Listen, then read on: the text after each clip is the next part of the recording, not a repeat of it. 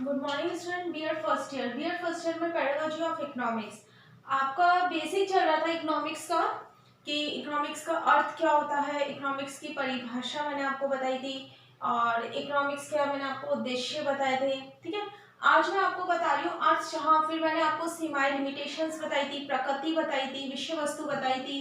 ठीक है, आज मैं आपको बता रही हूँ अर्थशास्त्र का महत्व। ऐसे देखा जाए तो अर्थशास्त्र का जो महत्व होता है वो हर फील्ड में होता है इम्पोर्टेंट। मतलब जो इकोनॉमिक्स होती है वो हर फील्ड में होती है, चाहे व्यक्तिगत रूप से ले लो, चाहे गवर्नमेंट के रूप से ले लो, या फिर टैक्सेशन में ले लो, या किसी कंपनी के में ले लो, या सोशल में ले लो। कहीं पे भी ले लो, बिना इकोनॉमिक्स के कुछ भी नहीं हो सकता। हमें कहीं भी कोई भी जानकारी नहीं मिल सकती। तो इसके अंदर जो पहला महत्व आता है अर्थशास्त्र का, वो बेसिकली आता है, अगर देखा जाए तो धीरे धीरे ये जो अर्थशास्त्र है वो विभिन्न प्रकार से वृद्धि कर रहा है और अर्थशास्त्र का जो रूप है वो बहुत ज्यादा व्यापक रूप से देखा जाने लगा है। तो इसके अंदर जो पहला महत्व आता है वो आता है व्यक्तिगत दृष्टिकोण से।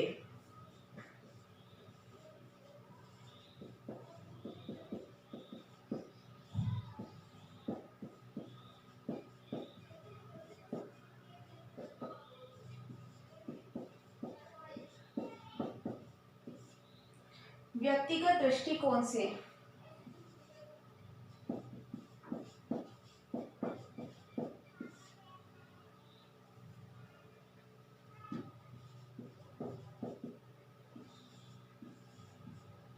देखो, व्यक्तिगत दृष्टिकोण मतलब किस पे फोकस कर रहा है? मानव पे।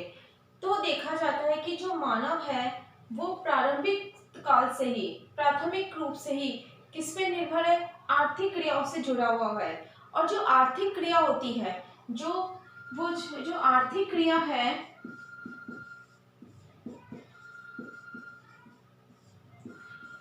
वो चाहे, अब जो आर्थिक क्रिया के रूप में जुड़ा हुआ है तो चाहे उपभोक्ता के रूप में है,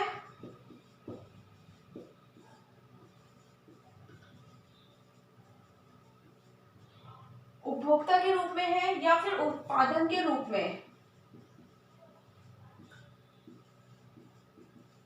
इन दोनों ही रूप में हम इसको देखते हैं। तो बेसिकली इसका जो उद्देश्य है वो क्या है? उसका उद्देश्य है कि घर से बाहर सीमित संसाधन को क्या करूं मैं? सीमित संसाधन के माध्यम से ही अपने आवश्यकताओं की संतुष्टि प्रदान करना। कि जो उसके पास जितने भी घर से बाहर सीमित संसाधनों का प्रयोग करे वो और अपनी आवश्यकताओं को क्या करे? संतुष्टि करे। तो अर्थशास्त्र जो है वो उसके अंदर एक क्या पैदा करता है? मानव के अंदर एक प्रकार से विवेक जो होता है, विवेक को उत्पन्न करता है। किस प्रकार का विवेक उत्पन्न करता है? कि सीमित संसाधनों के माध्यम से ज्यादा उत्पादन करना और अपनी आर्थिक आवश्यकताओं की क्या करना? पूर्ति करना।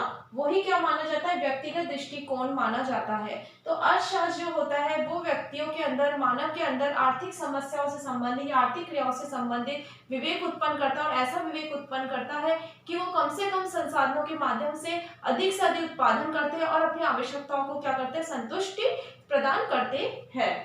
फिर नेक्स्ट आता है इसके अंदर सेकेंड,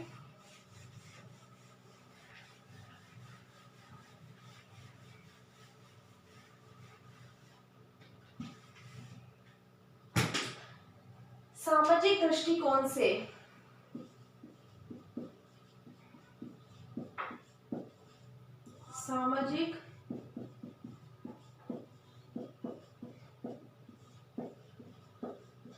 सामाजिक दृष्टिकोण से तो देखो, जो मनुष्य वो एक सामाजिक प्राणी है जो समाज के अंदर रहता है।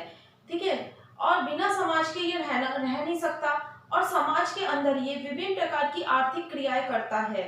ठीक है, जो एक प्रकार का समाज रूपी अंग माना जाता है। ठीक है, और ये माना जाता है कि जो भी जितनी भी आर्थिक क्रियाएं भी करता है वो समाज के अंदर ही करता है। तो वो समाज से अपने आप में क्या करता है? अंतर क्रिया करता है। अब बात आती है कि अर्थशास्त्र सामाजिक दृष्टिकोण से कैसे महत्वपूर्ण है। तो ये माना जाता है कि जो मानव आर्थिक क्रियाएं करता है तो अर्थशास्त्र उसको आर्थिक क्रियाओं के साथ साथ सामाजिक आर्थिक क्रियाओं का भी क्या करता है? अध्ययन करवाता है। और सामाजिक आर्थिक क्रियाओं के माध्यम से जो मानव होता है वो समाज के भली भांति उसके रूपों को जान जाता है और किस प्रकार एक तरह से उसका अध्ययन करता है तो किस प्रकार समाज के अंदर समायोजन के साथ साथ समाज में जितनी भी घटना घट रही है उसके बारे में उसको जानकारी मिल जाती है। तो ये कहा जाता है कि अर्थशास्त्र का अध्ययन करने से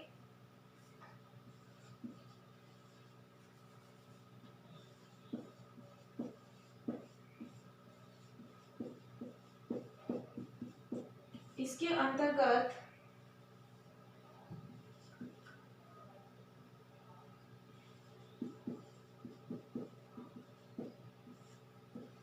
अर्थशास्त्र का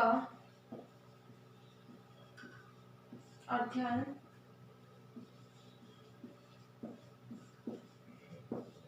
करने से बालक को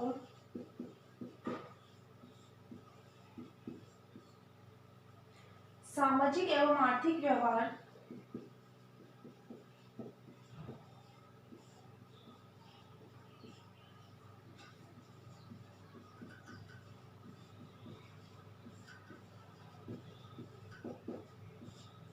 सामाजिक एवं आर्थिक व्यवहार संगठन तथा प्रवृत्तियों का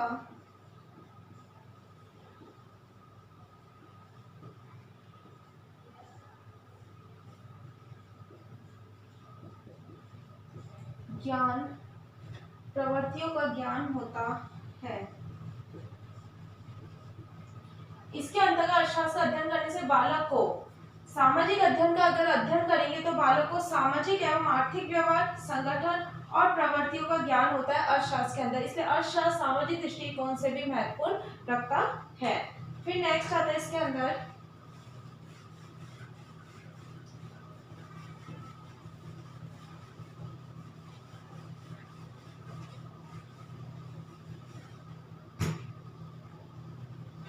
नेक्स्ट इसके अंदर देखा जाता है थर्ड नंबर पे राष्ट्रीय और अंतर्राष्ट्रीय दृष्टिकोण से राष्ट्रीय एवं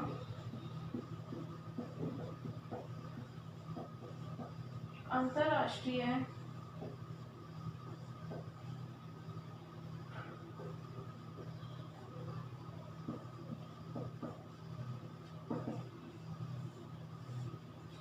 राष्ट्रीय और अंतर्राष्ट्रीय दृष्टिकोण से देखो प्रत्येक जो राज्य होता है वो राष्ट्रीय और अंतर्राष्ट्रीय रूप से क्या होता है एक दूसरे पर संबंधित होता है। मतलब अगर राष्ट्र के अंदर कोई घटना घट रही है तो उसका दूसरे राष्ट्र पर क्या होगा प्रभाव पड़ता है। तो इन प्रभावों को कम करने के लिए आजकल इतनी प्रतियोगिता की दौड़ में इस स्तर को कम करने के लिए और सीमित संसाधनों के माध्यम से विभिन्न प्रकार की योजनाओं को क्रिएट करने के लिए हम क्या करते हैं अर्थशास्त्र शिक्षण के अंदर राष्ट्रीय अंतर्राष्ट्रीय जो संगठन होता है उसका अध्ययन करते हैं।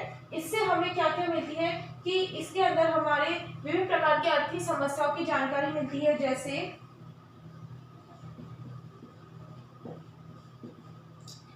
जनसंख्या,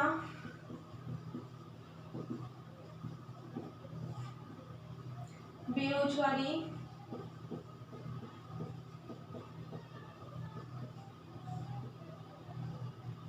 निर्धनता,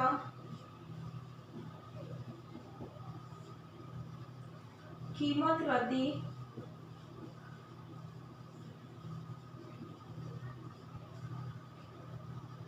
आदि सभी प्रकार की समस्याओं का समाधान करना, क्योंकि इसकी जो समस्या होगी वो इस पे इफेक्ट डालेगी, राष्ट्रीय अंतर्राष्ट्रीय रूप से इफेक्ट डालेगी। तो इसकी समस्याओं का समाधान करना हमें अर्थशास्त्र के अंदर ही बताया जाता है कि हम किस प्रकार इसके अंदर जो इतनी भी समस्याएं आ रही है उसको किस तरह कम करें, किस तरह उसको नियोजित करें, किस प्रकार उसके प्रभाव को सुचारू रूप से बनाएं, किस प्रकार हम व्यवसाय करें। जो इस तरह का जितना भी अध्ययन होता है वो हमें इसके अंदर करने को मिलता है। तो हम देखते हैं कि राष्ट्रीय और अंतर्राष्ट्रीय रूप से भी मतलब इसके अंदर सभी प्रकार की समस्याओं को क्रिएट ना हो, ऐसे इसका समस्याओं का समाधान निकले, तो ये कौन करता है अर्थशास्त्र इसके लिए बहुत ज्यादा महत्वपूर्ण माना जाता है और वो इसके अंदर जितनी भी समस्याएं होती है उसको क्या करता है उसके समाधान को निकाल के बाहर लेके आता है। फिर नेक्स्ट आता है इसके अंदर सैद्धांतिक ज्ञानवर्धन के दृष्टिकोण से सैद्धांतिक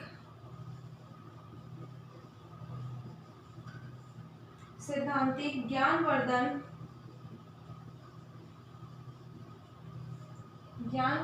के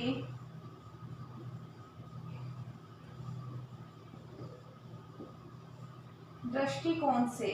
अब देखो, सैद्धांतिक ज्ञानवर्धन, सिद्धांतों का ज्ञान अर्जित करना, मतलब अर्थव्यवस्था के अंदर जितने भी सिद्धांत होते हैं, जितने भी नियम होते हैं, जितने भी जो गति होती है, जितने भी हम एक तरह से जो रोजगार की स्थिति होती है, रोजगार के अंदर किस प्रकार का उत्पादन हो रहा है, देश की वृद्धि किस प्रकार हो रही है, कौन कौन से हास्य नियमों का रूप मतलब हास्य नियमों का खोज किया जा रहा है, कौन से सिद्धांत जो इसमें क्या होता है, विभिन्न प्रकार के कर्तव्य, सिद्धांत और नियम जो बने हुए हैं उसका गहन अध्ययन कराना जाता है, जिसके माध्यम से विद्यार्थियों को सिद्धांतों के अनुसार किसी भी कार्य को या अपनी आर्थिक क्रियाओं को संचालित रूप से करने में क्या होता है, बखूबी निभाते हैं, अपनी जो अपना सहयोग है वो पूरी की पूरी तरीके से निभाते हैं। तो इसके अंदर जितनी भी आर्थिक सिद्धांत होते हैं, तथ्य होते हैं, नियम होते हैं, कर्तव्य होते हैं, उसके साथ साथ इसमें बच्चों का कौशल तो बढ़ता ही है, साथ साथ उनकी मनोवैज्ञानिक जो क्षमताएं होती है, जो मानसिक शक्तियां होती है, उसका भी विकास होता है और इसके माध्यम से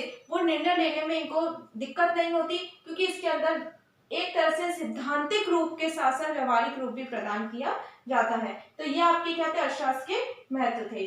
अब आज आपका गृह कार्य है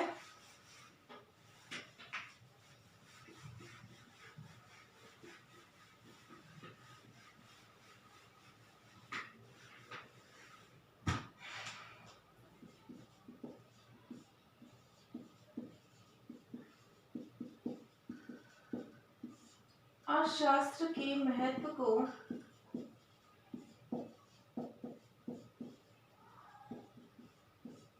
स्पष्ट कीजिए। अर्थशास्त्र के महत्व को स्पष्ट कीजिए। घर पे रहिए, सुरक्षित रहिए। Thank you.